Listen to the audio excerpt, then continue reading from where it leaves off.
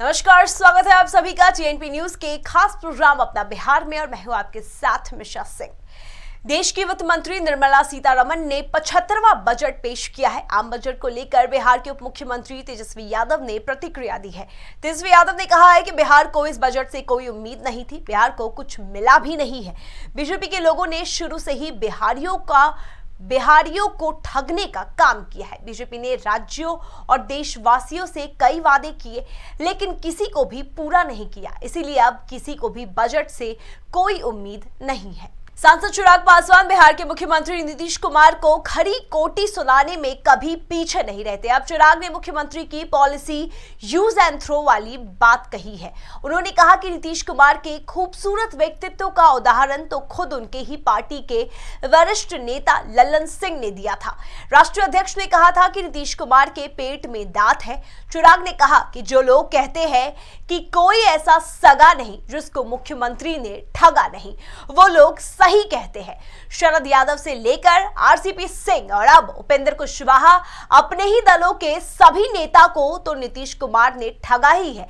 जब तक किसी की जरूरत रहती है, सीएम तब तक ही उसको यूज करते हैं। बिहार विद्यालय परीक्षा समिति द्वारा आयोजित इंटरमीडिएट 2023 की परीक्षा बुधवार सुबह कड़ी सुरक्षा के बीच आरंभ हुई। बोर्ड द्वारा निर्धारित कार्यक्रम के अनुसार प्रथम पाली में गणित और दूसरी में हिंदी की परीक्षा ली जा रही है।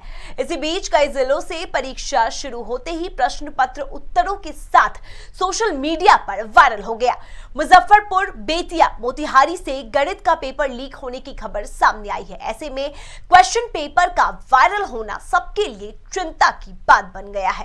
बिहार बोर्ड इंटरमीडिएट की परीक्षा सुबह से ही चल रही है। वहीं छपरा के विभिन्न परीक्षा सेंटरों पर पुलिस प्रशासन और मजिस्ट्रेट की तैनाती की गई है। परीक्षा देने वाले विद्यार्थियों को किसी प्रकार की कोई परेशानी ना हो, इसको लेकर पुलिस प्रशासन भी काफी मुस्तैद है। वहीं परीक्षा सेंटर के आसपास लोगों की भीड़ भी काफी इकट्ठा हुई है। हमारे एचआर कॉलेज परीक्षा केंद्र पर बिल्कुल सुव्यवस्थित ढंग से, शांतिपूर्ण ढंग से परीक्षा हो रही है। कदाचार मुक्त परीक्षा हो रही है और विधि व्यवस्था बिल्कुल चाक चौबंद किया गया है। पुलिस प्रशासन से लेकर के हमारे सभी कर्मी, शिक्षक बहने सभी लोग पूर्ण सहयोग कर रहे हैं और शांतिपूर्ण ढंग से परीक्षा किया रहा है। बिहार बोर्ड इंटरमीडिएट के एग्जाम आज से चालू हो गया है और फर्स्ट पाली के एग्जाम सुबह से ही चल रहा था और जितने बच्चे आप देखेंगे तो बच्चे निकलना चालू कर दिए हैं। और अभी हम एचआर कॉलेज अमनौर में हैं और हम सीधे यहाँ पे बच्चे लोग से भी बात करने की कोशिश करेंगे कि किस तरह की इन लोग की एग्जाम गया। और आज मैथ का एग्जाम था। बताया जाता है साइंस में सबसे हार्ड सब्जेक्ट मैथ होता है, उसका एग्जाम देके कुछ बच्चे निकल रहे हैं। उन लोग से हम बात करने की कोशिश करेंगे। क्या चीज का एग्जाम था? मैथ। कितना बना पाए? बना पाए हैं। बन पाया है? बन पाया है। तो देखेंगे कि मैथ का एग्जाम देके जो बच्चे हैं वो निकल रहे हैं, लेकिन कुछ और बच्चियां हैं उन लोग से हम बात लगातार करने की कोशिश करेंगे कि किस तरह इन लोग का एग्जाम गया है। और क्या चीज का एग्जाम था? गणित का था। गणित का कितना बना पाए? 8 ने क्वेश्चन बनाया है। कितना छूटा है? 2-3। कितना आ सकता है? अभी इतना तो मालूम नहीं है। बना पाए हैं? 2 साल लगातार आप लोग मेहनत किए हैं, कितना बना पाए? देखेंगे बच्चों भी जो है वो देखकर माइक को भाग रहे हैं। हालांकि 2 साल लगातार मेहनत करने के बाद ये एग्जाम देने की बच्चे की समय आया, लेकिन सीधे हम सर से भी बात करेंगे कि यहाँ पे किस तरह की विधि व्यवस्था की गई। सर, क्या विधि व्यवस्था की गई है एग्जाम को लेकर? यहाँ एग्जाम के लिए जो बिहार बोर्ड का निर्देशानुसार हम लोग अक्षरशः पालन कर रहे हैं। कदाचार मुक्त परीक्षा हो रही है शांतिपूर्ण माहौल में। फर्स्ट सिटी का जो हो गया, सेकंड सिटी का प्रवेश कराएंगे हम लोग, शांतिपूर्ण हो रहा है। सर, यहाँ पे विद्यालय के अंदर किसी प्रकार की कोई कदाचार, बच्चे को सस्पेंड नहीं, ऐसा कोई बात नहीं है। सब उच्च अधिकारी लोग आकर निरीक्षण कर रहे हैं और निरीक्षण हो रहा है, कोई दिक्कत नहीं है।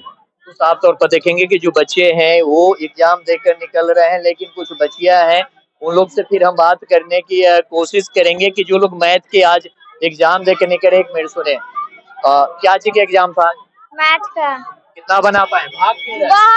बहुत इजी था। कितना आ सकता है? 80। हाँ। कितना एग्जैक्टिव क्वेश्चन?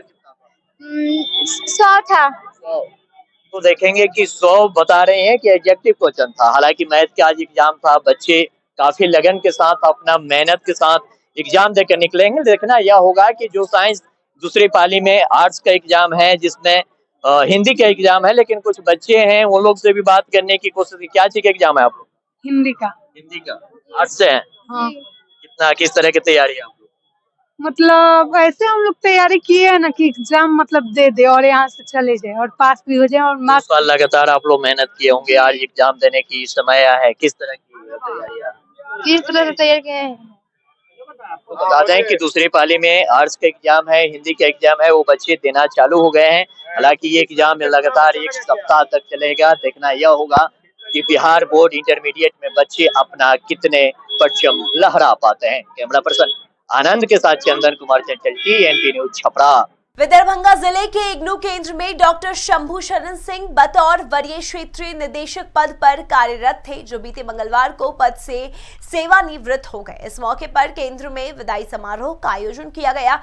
अधीनस्थ अधिकारियों ने उनके कार्यकाल में दी गई सेवाओं की काफी प्रशंसा की। उनके सेवानिवृत्त होने के बाद राजीव कुमार को वरीय क्षेत्रीय निदेशक बनाया गया है। इस मौके पर राजीव कुमार ने कहा कि विदाई समारोह बड़ा ही अविस्मरणीय क्षण होता है, खासकर हमारे वरीय क्षेत्रीय निदेशक डॉक्टर शंभू शरण सिंह के लिए, जिन्होंने दरभंगा में रहकर पढ़ाई की और यहीं से सेवानिवृत्त हो रहे हैं।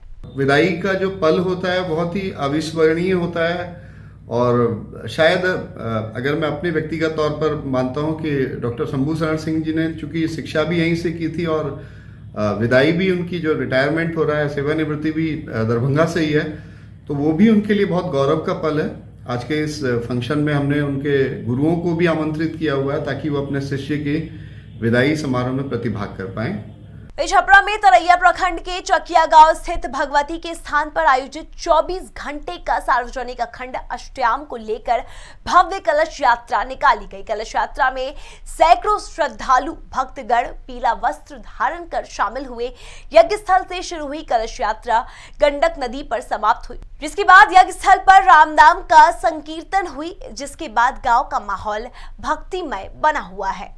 बिहार की तमाम खबरें देखने के लिए बने रहिए TNP न्यूज के साथ। हमारे चैनल को लाइक, कमेंट, सब्सक्राइब जरूर करें और ताज़ा अपडेट्स के लिए www.tnpnews.in पर जाएं।